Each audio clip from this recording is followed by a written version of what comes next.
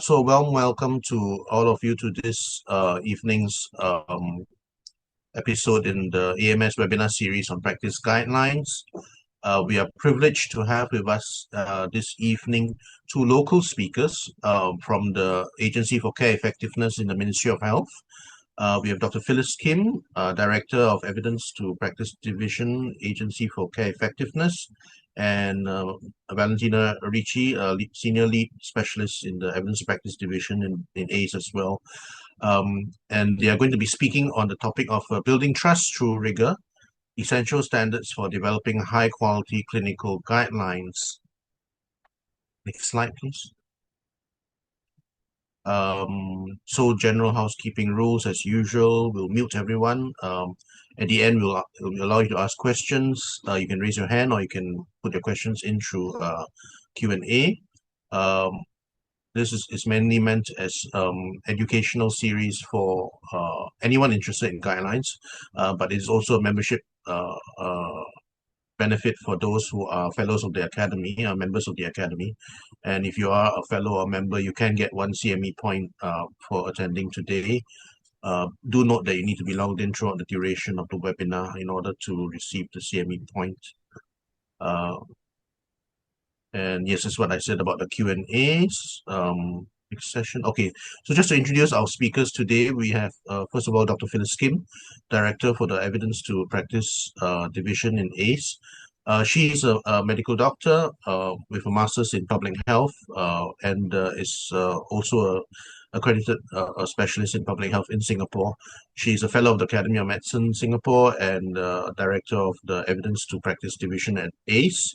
And she leads Singapore's national efforts in clinical guideline prioritization, development, and implementation of the guidelines, which are known as the ACE Clinical Guidelines or ACGs since they abbreviated, ensuring that these guidelines are aligned with the broader health system strategies and care transformation goals. She's previously served in various policy divisions in the ministry, and her key areas of focus currently are including embedding of guidelines into national care protocols, engaging clinical leaders to influence practice behavior, and piloting the integration of value-based care indicators with guidelines as the foundation. Our next speaker is Valentina Ricci, Senior Lead Specialist for Evidence to Practice Division in ACE. She has a background as in physiotherapy, but also a master's in social epidemiology from the UCL in London. And she's had experience working in NICE, the National Institute for Health and Care Excellence in the UK, as a systematic reviewer and research fellow. So she has a lot of experience in doing NICE guidance and NICE guidelines. She moved to Singapore, joined ACE in January 2018, where the work on developing trustworthy clinical guidelines was ramping up.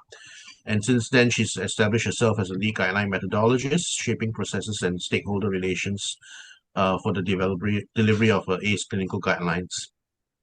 So I will turn, I think Phyllis will address us briefly before Valentina will then come on and speak specifically about the guidelines for guidelines that ACE has recently come up with.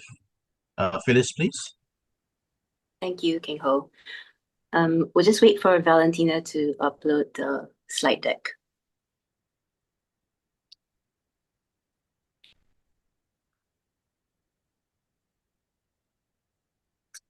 Okay, thanks, Valentina. Good evening, everyone, and thank you so much to King Ho and the Academy for welcoming Valentina and I to speak at this webinar. As mentioned, I'm Phyllis Kim, and I'm very happy and excited to share with you this evening what could be the beginning of a really good opportunity for starting a meaningful journey with the various colleges and chapters on your respective guideline development efforts. So, a very brief introduction to what we do at ACE. ACE is Singapore's national HTA and clinical guideline agency. My team at the ETP division researches, prioritizes, and develops a national level ACE clinical guidelines or ACGs to inform specific areas of clinical practice. We also promote the translation of evidence into practice through various initiatives. So by the end of the session, it is my hope that you will receive two key takeaways. First, that we would all have a better understanding of the need for applying rigorous, established methodologies and practices in the development of guidelines. Second, to act on that need by internalizing the guideline development standards that we'll be discussing this evening in your respective guideline development work. So next slide. Let me draw your attention to the right side of the slide. We always start with the end in mind. So at the individual level, as clinicians, the focus is always very much on the patient and achieving the best outcomes for them and ever improving on said outcomes. However, when taken collectively, there can be significant care gaps due to unwarranted variation in care practices. So for example, when your patients demand for more tests or treatments than what is necessary, or when there are differences in expert opinion on how certain patient subgroups should be managed and so on.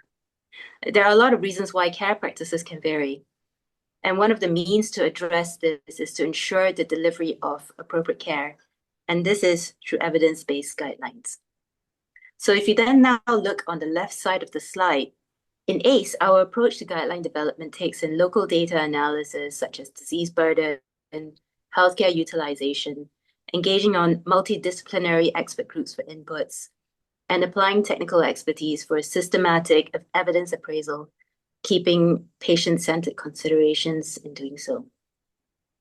So for those of you who had attended the MOH AVBC conference last month at Marina Bay Sands, you may be aware we held a pre-conference workshop on the evidence to recommendation framework, as you can see in the green box here, where the participants got to experience hands-on how to fill out this framework to guide the development of recommendations based on the balance of health benefits and harms, certainty of evidence, stakeholder values and preferences and their variability, resource impact, and feasibility considerations. Next slide. So why do we need high quality, trustworthy clinical guidelines? I mean, I hope I'm preaching to the choir here. But anyway, as practicing clinicians, most, if not all of you, would have observed the rapid pace of evidence publications in recent years. To put this in perspective, the number of systematic reviews has increased more than 20-fold over the last 20 years. This is staggering. So this explosion of evidence, coupled with other factors like the increasing variation in knowledge amongst clinicians, variation in patient preferences and values, and the provision of care that is not always evidence-based, there is no surprise then that the demand for local evidence-based clinical guidelines continues to grow. Guidelines are knowledge transfer tools, as they contain the synthesis of all the evidence for clinicians to help in their decision-making. Now, while guidelines alone are not the solution to care or practice gaps, high-quality guidelines developed with standardized methods are more likely to be implementable to improve health outcomes. Next slide, please. So there is a spectrum when describing the quality of a guideline. We need guidelines that are actionable, using established standards for guideline development, ensuring that there are minimal conflicts of interest, and even those are managed appropriately. And transparency in how decisions for recommendations are made. So if you look at this slide here, you can see the red, untrustworthy, and the green, trustworthy. It's a spectrum, but regardless, their implications can be significant for better or for worse. So how do we develop high quality guidelines? Next slide. Are there any tools available to help us? This is the central question that we'll be addressing today. And I'm pleased to tell you, of course, there are indeed tools and standards available. In fact, there are numerous international standards available, which have several commonalities, but they also tend to differ in some areas, which can cause understandably confusion for guideline developers trying to determine which approach to follow. So the variety of available standards, while comprehensive, can sometimes overwhelm those new to guideline development or those working in resource-constrained environments. Therefore, in May 2025, ACE reviewed international clinical guidelines quality standards together with how we ourselves do things, and we published the guidelines for guidelines, what we like to call G for G. which is a list of 9 minimum standards to be applied during guideline development in line with existing reputable sources of criteria for guideline quality. It's designed specifically for you in mind, the local guideline developers, clinicians, academics, anyone who is involved in producing evidence-based, relevant, high-quality clinical guidelines for Singapore's healthcare setting. Now, it's important to note that G4G does not mandate one methodological approach over another. Whether you're developing de novo guidelines or adapting it or adopting, these standards can still be applied. So I would encourage you to scan the QR code here to download the G4G guide, which is also available on our ACE website. And we dive into the details. So I will now hand over the time to Valentina to take you through the G4G and what it means for you. Thanks, Valentina. Over to you. Thank you so much, Phyllis, and good evening to all the attendees this evening. We will spend some time now deep diving into each of the G4G standards. We have 9. So while we will share about each and one of them, before I start, I must caveat that this presentation touches on details of the minimum requirements, but does not provide technical information on how to apply these, which may require separate training or separate readings. Okay, so here is G4G standard number 1, which recommends to select a relevant and useful scope.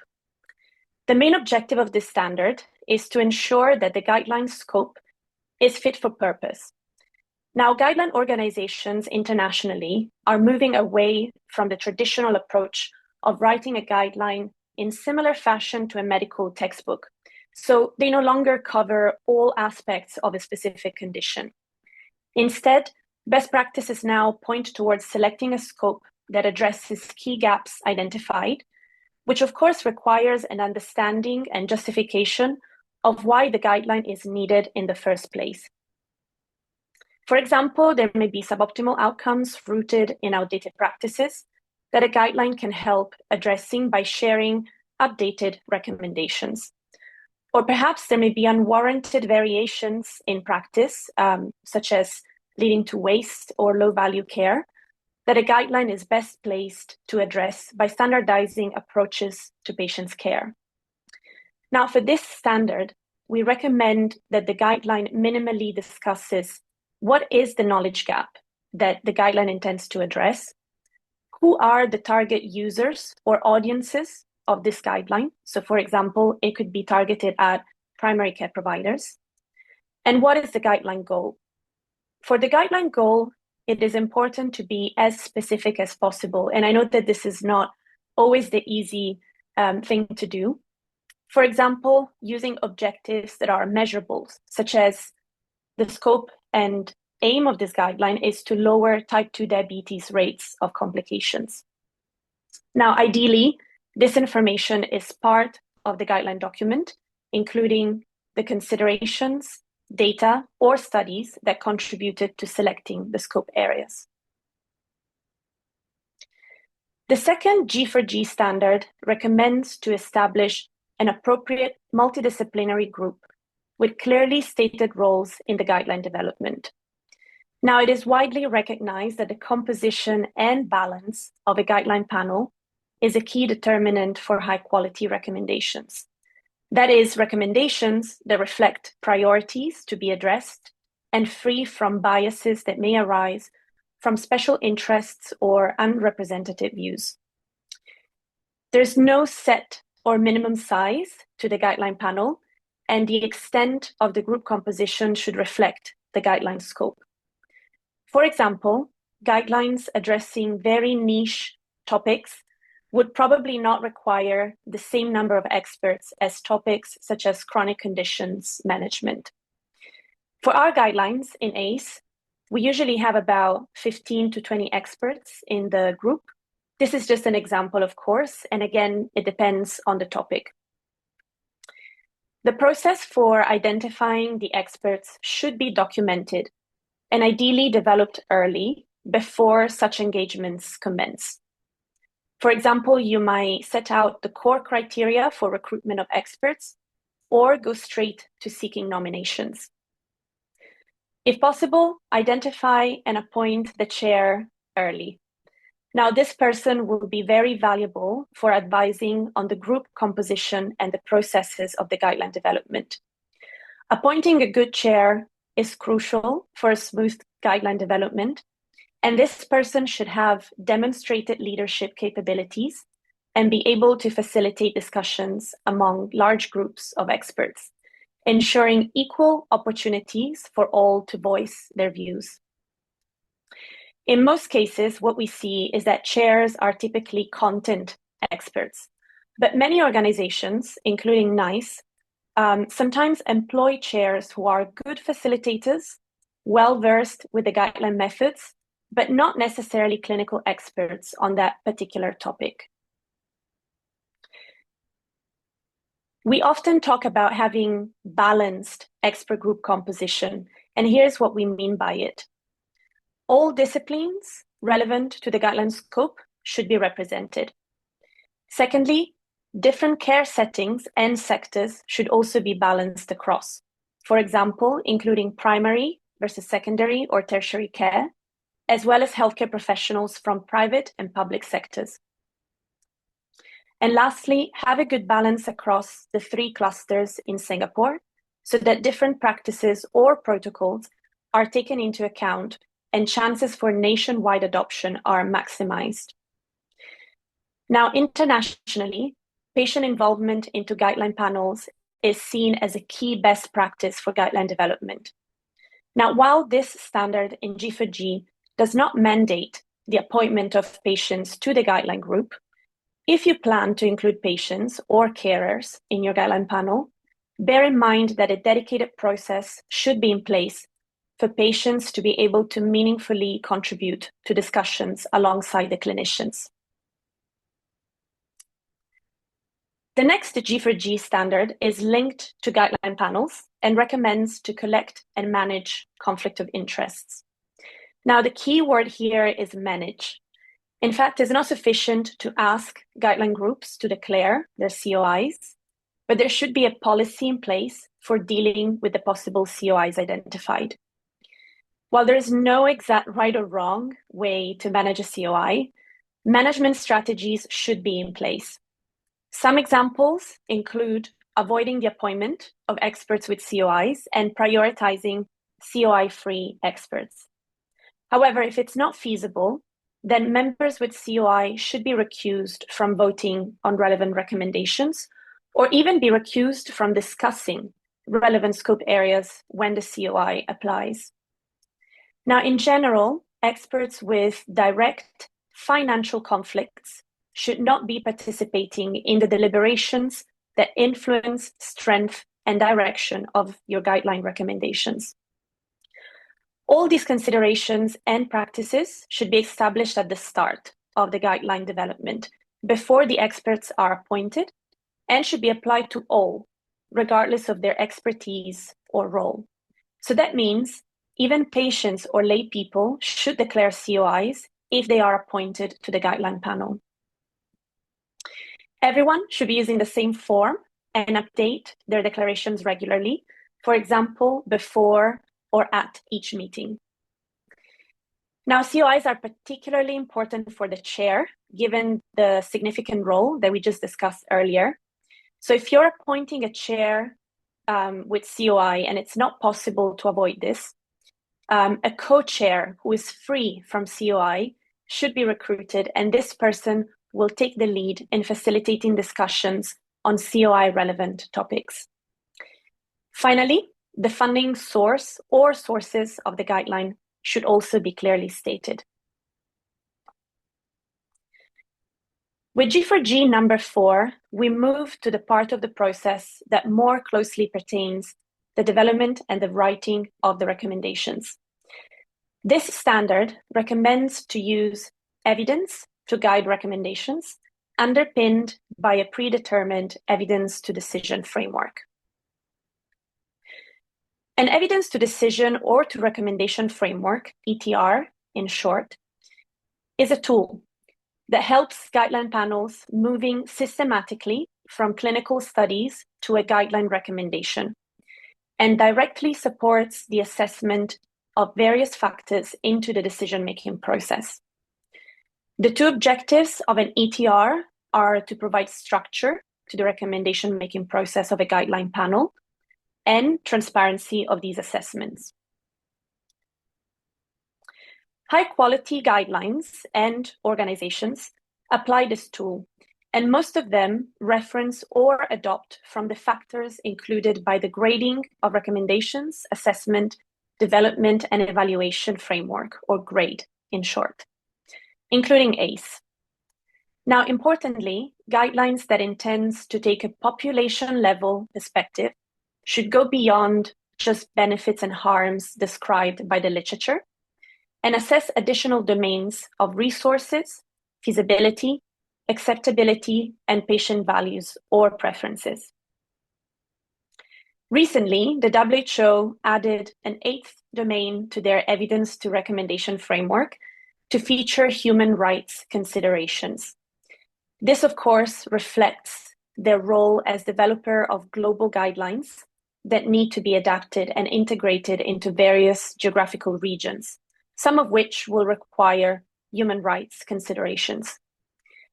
Now, so far, this is not something that country-level developers have included, though active discussions are happening among methodologists on domains such as equity and planetary health considerations. Which domains will influence the recommendations, strength, and direction of your guideline should be decided early before the evidence work commences, and the guideline panel should agree to adopt these factors in their deliberations. Then the ETR tool is populated after the evidence review is conducted. A clear link should exist between the recommendation strength, for example, whether it's strong or conditional, and the balanced assessment of all the domains considered, with wording of the recommendation reflecting the final decision of the panel. That means that a similar wording should be used for strong recommendations. For example, you may say, "we recommend," versus weak or conditional recommendations, which may use wording like "consider" or "we suggest," and so on. If some or all of your recommendations in the guideline are developed using an adoption or adaptation method, this standard still applies. In this case, we minimally recommend that the guideline provides clear description for the identification and selection of source guidelines, on what constitutes adaptation. So, for example, whether editorial changes are counted as adaptation or only a change in strength and direction of a recommendation qualifies, as well as the ETR framework guiding your panel for adoption or adaptation decisions. So, to summarize, the ETR framework is an essential component to ensure systematic assessment and deliberations for direction and strength of the recommendations. GRADE domains are considered gold standard for this step, and guidelines with a population-level perspective should go beyond benefits and harms observed in the literature. Weighing the ETR domains influences the strength and direction of each of your recommendations. Usually, strong recommendations are made when benefits outweigh the risks, and certainty of the evidence is at least moderate. If significant concerns are identified with resources, acceptability, or even patient values, then perhaps a conditional or weak recommendation should be made. Exceptions to this rule of thumb, of course, exist with appropriate justification and documented rationale. Okay, so the next standard recommends to use systematic literature review methods for synthesizing evidence. I think this is quite familiar with most people involved in guidelines, as it directly reflects the guideline definition proposed by IOM in 2011. Minimally, for this standard, developers should use the PICO format, that is population, intervention, comparator, and outcomes, for formulating review questions. They should prioritize what are the critical versus important outcomes for decision making. They should also document search strategies and inclusion criteria, such as the study designs to be used, and conduct critical appraisal of the studies using appropriate risk bias checklists. Finally, they should synthesize evidence using formats that enable judgments by outcomes. If your guideline is being developed using an adaptation method, which means that you're adapting recommendations from existing high-quality guidelines, then perhaps the systematic review of the evidence may not always be necessary. However, you should clearly state when a systematic review is triggered in your process. For example, that could be when the adapted guideline does not address a question that the panel has. And you should also describe the overall approach to reviewing the individual studies. For example, the methods that you plan to use for updating systematic searches and reviews of the source guideline. Standard number 6 recommends to include implementability features when writing guideline recommendations. In this case, the key aspect is to make sure that your recommendations are worded as actionable statements, so to minimize confusion for guideline users and maximize the chances that recommendations are put into practice. For example, recommendations can read like prescribe drug A as first line for patients with condition X, or something like we recommend that drug A is used first line for patients with condition X. Instead, statements of facts should be avoided. For example, saying something like smoking is a risk factor for lung disease is not a good recommendation because it does not tell the user what action is expected of them. Other implementable features to maximize adoption include the use of different guideline formats and presentations.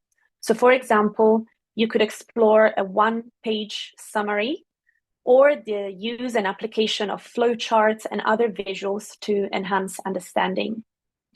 Accessibility is, of course, crucial, so you should plan for wide or strategic dissemination and ensure the guideline is easily accessible for your target users. Lastly, before we move to the near publication standards, we need to talk about consensus methods.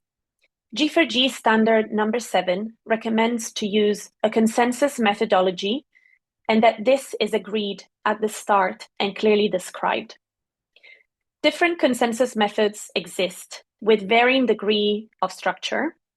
Importantly, though, the methodology should ensure that every guideline panel member is able to express their views and ultimately agrees to the proposed resolution. Besides deciding on the method, it is important that you establish the decision rule. That means what threshold would be used to achieve consensus. This rule could use just a majority or be closer to full agreement, like a 70 or 80%. Again, it's important to decide that early on to avoid bias in the process when recommendations are being deliberated. I refer you to the WHO Handbook for Guideline Development in Chapter 16, where various methods for consensus are described in more details, alongside their weaknesses and advantages. Finally, we have 2 last standards to be applied before proceeding with publishing your guideline. First, seek external review. I think most people know about the need to seek comments from external reviewers, but often this is left as a minor step or a last-minute planning that hinders the importance of this process. Relevant stakeholders should be mapped out at the start and throughout the guideline development, with the view to identify those that will be important to be consulted before publication on the guideline draft. This has specifically 2 objectives. First of all, it allows for identification of gaps or uncertainties that the guideline has not appropriately addressed. And secondly, it provides buy-in for future guideline adoption from those very stakeholders that will use the guideline. When you decide to consult, who you decide to consult depends on the scope of your guideline. So you could go as wide as doing a public consultation where anyone, including companies, members of public, patients, can comment. Or you could go with a targeted review by relevant stakeholders and other experts, for example, scientific groups or societies, patient organizations, and so on. Importantly, external reviewers should not have been involved with the guideline development thus far and should receive, of course, appropriate acknowledgement. Lastly, standard number 9 recommends to plan for updating the guideline.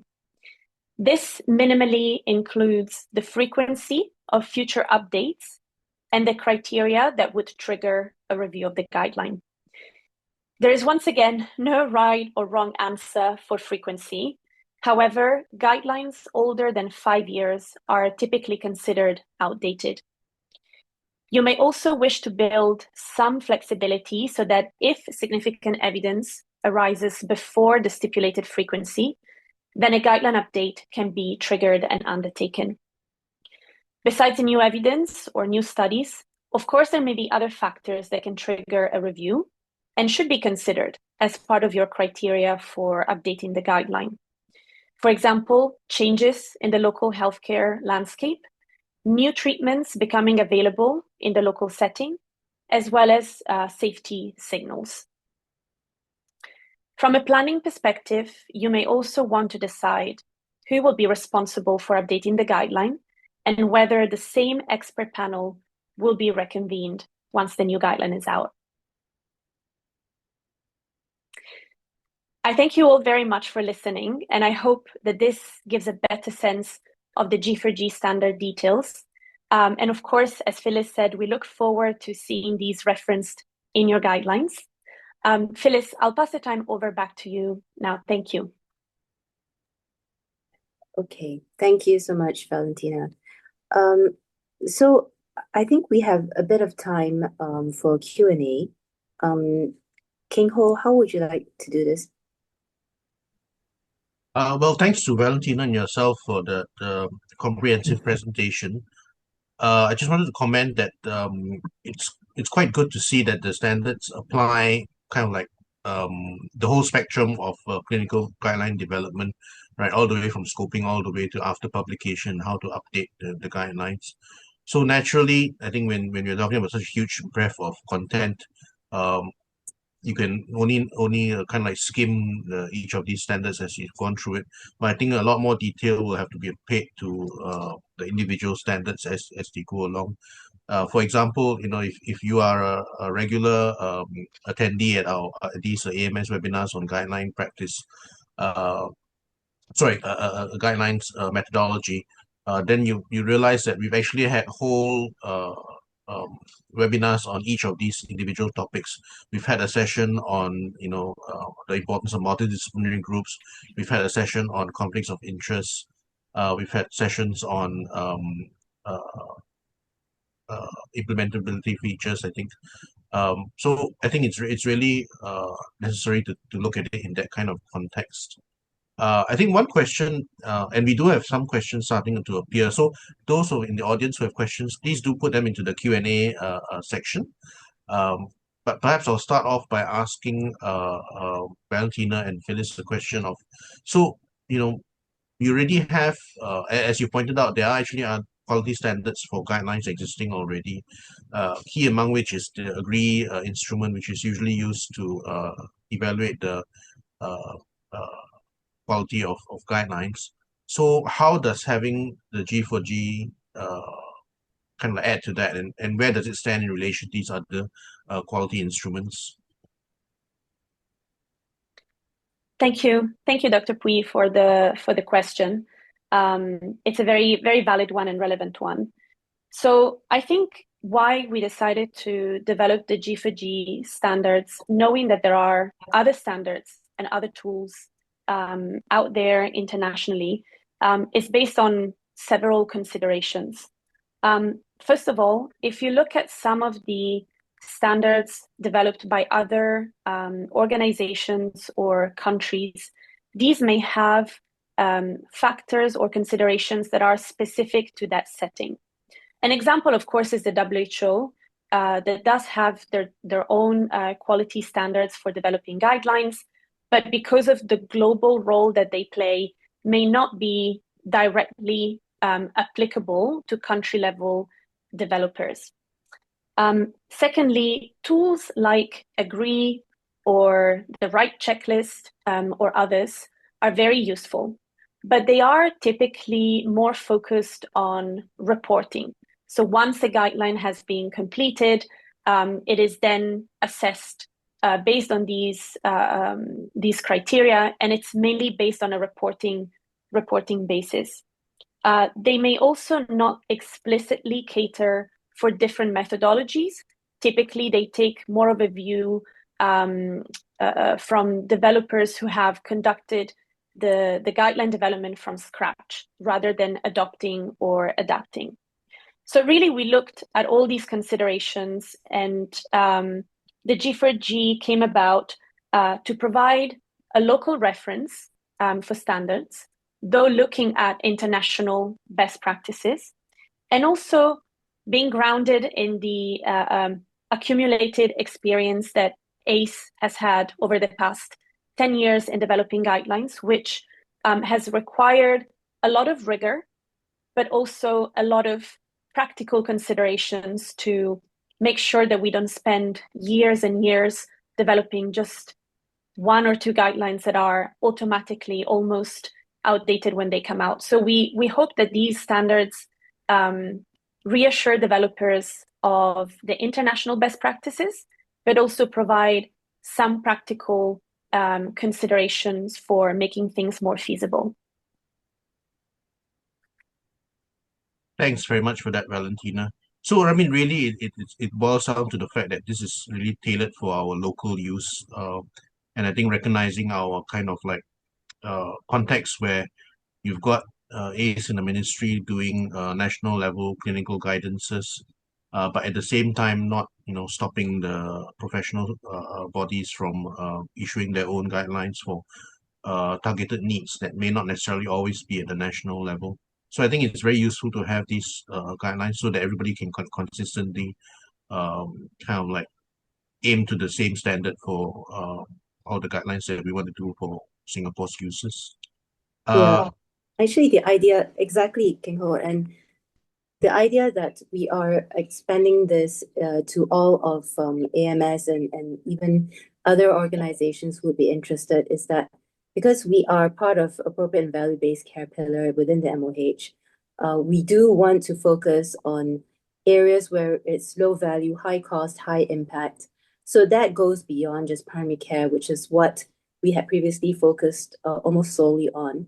So, but that does not preclude other organizations from developing their own guidelines, and because not everything is of national importance, but they're still important for given subpopulations. So we want to be able to empower the colleges and chapters to be able to do so using the best practices as laid out. Actually, there was just one little bit of a section left because after we have launched the G4G and you are all getting used to using these G4G, what next, right? And I thought it would be useful for us to provide a bit more of a value add. So essentially, we are launching the ACE repository for clinical guidelines, the ARCG, starting from January. But even now, you can also indicate your interest for being part of this, because once you go to the 9 minimum standards in the G4G and you think, oh, okay, I think I can partially meet some of them. I think I might need a little bit of support. Please reach out to us. We'll be very happy to partner with you to see how we can, get there. And with that, you could apply to have your guidelines on the repository. And what this means is that we will avail of our dissemination plans. So whoever that we disseminate our ACGs to, you can also use that platform for us to disseminate your guideline for better coverage. At the same time, you will also have the this logo here, the guidelines for guidelines, to show that your methodology has been validated by ACE. So these are the benefits of the inclusion, and we do hope that over time this would be the default, and we know that it will take quite a bit of ways until we get there, but we're very happy to journey with you. So I note that there was a question from Liu Huiling. How do ACG panel reach consensus and justifies when the recommendation disagrees or they're not in sync? So as Valentina had pointed out, consensus is important, or at least some level of agreement. And it's not a case of, oh, whoever speaks the loudest around the table will get their way. So we do, at ACE, we do employ the RAND UCLA method. And it also, part of it is reaching an agreement through the Delphi approach. So for any given recommendation, the expert group will deliberate on it. And we have a system of ranking each recommendation based on how the person who's ranking decides on the strength of this recommendation. That's the first part. And then the second part is the recommendation itself. Consider, it's a conditional, and then consider HbA1 testing in all patients, just saying. So then you're given a score 1 to 9. 9 means, oh, I definitely strongly fully agree with it. 1 is no. So for each recommendation, each scorer will score. And then there is already an in-written calculator, if you like, that shows the level of agreement across all the different scorers. And that way we can show the coefficient of variation across the expert group members. So at least, and this is anonymized, except to us. And there are 2 ratings involved. So we have a meeting with the expert group members and we show them, here's how everyone has rated. And to each individual rater, we show them where they stand with reference to the rest of the ones who rate. And then we hash it out, we discuss it during the meeting, and then we come to rating 2. And almost invariably, by the time we get to the second rating, we see a convergence of the ratings. So that is how we do it. It's not 90% agreement or 80% agreement. It's really sort of a very standardized, systematic approach of achieving agreement. I hope that answers your question.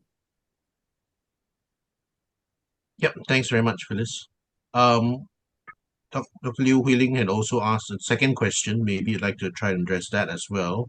The question was, would implementation of ACG for integration into an electronic healthcare system take into consideration the pragmatic concerns of integration and implementation of ACG, including overriding clinician decision-making? So that's quite an important question. Oh, yes. The implementability of guidelines. Yes. We are not in the business of making mandatory guidelines. And certainly, if and when they are integrated as clinical decision support tools, which is what we're trying to work towards, it does not take over clinician professional autonomy, as well as the preferences of the patients. So it is, if you like, it helps to augment shared decision making. And whatever that you do choose to do, I mean, obviously there are your clinical notes and your documentation as to why you've made certain decisions. That will never be replaced by guidelines. Now, to be fair to Valentina and Phyllis, I mean, the way these things get implemented also depends on the healthcare provider or who is making those changes. So that may not always necessarily be a responsibility you can lay at the ministry's door. It depends. You yourself as part of the healthcare providing organization, you should also provide input to them on these matters and make sure that when these things get implemented, they don't do what you fear that they do. All right. So yeah, so do keep track of that. Now, in terms of if someone, let's say, does put up a set of guidelines, or they develop a set of guidelines, and they want to judge for themselves whether their guidelines kind of like meet these standards that you've talked about, do you have more specific metrics or ways to judge? How do you really decide? If someone, is it going to be a subjective thing, or can you really say, this meets standard one, this meets standard two? Maybe you can give us some idea of how that might be achieved. Phyllis, would you like me to take this? Yes, go ahead. Yeah. Thanks for the question. Yes. So as Phyllis was mentioning, in January, we will be able to provide a lot more details on the ARCG webpage as to what the processes for submitting guidelines and the validation process is going to look like. At the moment, is only sort of open for submitting expressions of interest that we would love to hear, because we can get in touch with you and understand your needs a bit better. But once it's fully launched, there will be two parts that hopefully can support the developers more. One is a set of resources, or a toolkit, if you wish. We are curating various tools, templates, and other resources, because we know that so much exists out there, and sometimes the key barrier is to even know what to use, what to read, where to go and learn, what kind of template or checklist to use for risk of bias, and so on. So we want to try and simplify the life of guideline developers by curating a toolkit of such resources that can be your starting point. Now, accompanied to that, there will be a self-assessment checklist. As was just mentioned now by Dr. Pui, it's important that you keep track of how you're applying the G4G. And so this checklist will have subsections for, not subsections, but subpoints for each standard, and will allow you to track whether, yes, I'm doing that, I am partially doing that, or no, actually I haven't done that. And so hopefully by using that checklist, you can either go back, if possible, and correct course if you wish to adhere to all the G4G, or just self-assess your adherence to the standards. On ACE's side, if you submit your guideline to us for the G4G validation, we will also ask you to submit that checklist. And we will then use that very checklist for our own internal assessment. So the sort of template and criteria will be exactly the same. We will look at whether you marked everything yes, you've marked some partial yes or some no's. We could come back to you and ask, what the challenges were, and whether there is a sufficient justification for, not meeting that standard completely, or hopefully work with you to make sure that that is discussed in your guideline body itself. Thanks. I think that will be a very useful tool, the checklist that you've mentioned. I think I can anticipate one way that we can use it is that when we ourselves carry out at the AMS level our own prioritization exercises for the guidelines, that we can then incorporate that checklist into that exercise. So anyone making proposals will probably also have to complete the checklist. So I think that's one way that we can kind of like promote the standards. And as far as I can see, I mean, these standards are all methodological standards. So I think they're really not something that we can really object to on a policy level kind of thing. And really, if we are intending to issue trustworthy guidelines, I think these really do kind of like move towards that direction very clearly. And it's very much in the spirit of which we've organized these series of webinar sessions. Connected to that, in terms of education wise, what I would suggest is, since ACE wants to promote these guideline standards, for each of these standards, it's probably, I mean, as I said, this 1 hour is really just a snapshot of all the standards. and you probably do want to go into a bit more detail for, I mean, you can go into a lot more detail for each of the standards that you raised, and perhaps that's something that you might want to consider for, just guideline developers in Singapore to hold some of these educational sessions. You'd already alluded to the workshop that you held at the Appropriate Value-Based Healthcare Conference, where you had a very good session on doing the evidence to decision frameworks, methodologies. I think we would very much appreciate if you can like educate us with, for example, the consensus methodologies, um, the the COI methodologies and declarations of interest, and what, for example, you all are currently doing and using. I think those would all be very useful, and each one by itself could, take a whole session. So maybe something for ACE to consider doing for the wider guideline community. Yeah, I think the first step really is to understand what is the demand from AMS for this, because it would be good if we can see a concrete outcome, meaning that concrete steps towards developing a guideline. If it's for interest, then if there are 200 people who are interested in it, then yeah, a webinar would suffice, but it's still before the fact, before you're actually doing it, versus if there are people who have already are thinking of forming a group, there's a specific topic in mind, then my advice is to apply to the ARCG website so that our workshops could be more targeted and you have a very specific end in mind that you're working towards. Yeah, but I think you don't have to do it all at once, but step by step. So now you've already got the evidence to framework decision session done. Just consider along the way as you've got the time, organize these now and then I think that would be helpful just in general. And then you can build up that bank of material. Videos, yeah. And here's actually an excuse for me to also then advertise to the audience right now our own bank of webinars. So the AMS series on guideline development actually started from January this year. And I'm happy to say that we've had something like 10 sessions so far. And these are all available in our AMS website.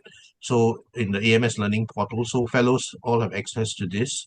And you can go and watch the recordings of previous sessions. So if you miss any sessions, please do go and watch them if you want to learn more about the particular topics.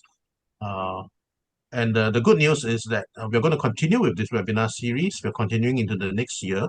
We'll take a break in December. I think most people are in a holiday mood then. But in January, we'll be back. Do watch out for announcements in December for the next session to take place in January. And hopefully we'll be able to continue, as long as we're able to get speakers, we'll continue to organize this webinar session. I think we don't have any other questions in the Q&A or in the webinar chat so far. Just to check if there are anyone who wants to raise their hand and ask a question. Then if not, then please do complete our feedback form. I think, if you want to talk about what topics you'd like to see us organize webinars on, please also put that into the feedback form. And thank you again finally very much to our speakers today, Valentina and Phyllis. We appreciate very much that you've taken your time to come and explain the standards to us, something that I hope that we can look forward to adopting within the AMS as well. Thank you. Thanks for having us. Okay, good night. Thank you.